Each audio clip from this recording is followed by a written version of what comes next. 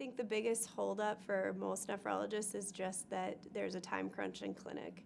And I think that once I've started to use this, it just really does improve the efficiency of these conversations and not a big time suck. And so by stopping from beating around the bush when you're trying to start to have a conversation like this and just using a structure that you get into it, it actually doesn't cause you to need more time to use it. And while it may be a little inefficient when you first start, once you start practicing that, it really does bring you to a place of being able to deliver a complete picture so that people have a better sense of the fact that they do have a choice. And I think that that's the major goal of this, is to be able to make sure that we are giving people the opportunity to make a choice that's right for them instead of influenced by what they think their nephrologist wants them to do. We all have a resistance somewhat to new things. Best case, worst case sounds like something new. And very often we feel like in medicine we're asked to do more and more all the time. This is really one of those scenarios where investing the time to figure out how to do something new will ultimately save us time. So when we round on our dialysis patients, and we often get that feeling of frustration that they have so many things that we just can't fix.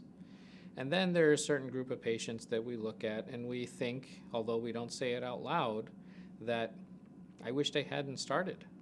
They're just suffering here. I wish they knew what they were getting into. Those are the patients that often take the most time for us. Okay, those are the toughest patients for us to figure out. And very often there is no answer. This is where this tool helps us.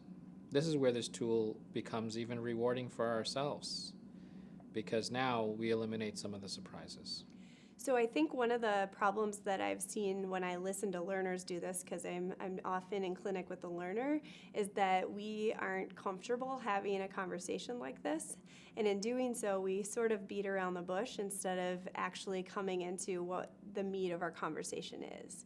And so by having a structure to give the person who's leading that discussion a little bit more of an organized pattern of what you're going to say, I think you actually save time, and that this tool can be a time saver, not actually something that gives you, a compromised clinic where you're going to be behind. I think it actually gives you a better way to transition into something where both the patient understands, you hit all the high points, and you get done with that conversation a little bit more quickly. Yeah, clinics always seem to be really pretty busy, and making room for any type of discussion that seems additional to the current needs of the clinic can be pretty difficult to squeeze in.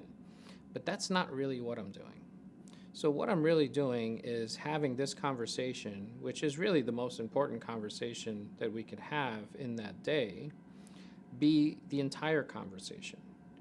So rather than trying to squeeze it in with other things, I'm really working to keep it as the whole conversation and minimize the discussion about certain things that we kind of routinely speak about, which include the trend of the kidney function, the effects of things like the anemia or the bone disease.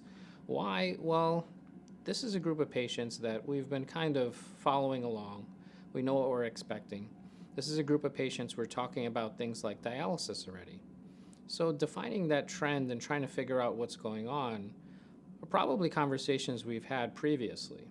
And now we need to have a conversation about what we should do and how it's going to affect your life. And that ends up saving me the time that's needed to allow that conversation to happen. Or I'm specifically setting up these visits for that conversation, which is another way that this could be approached.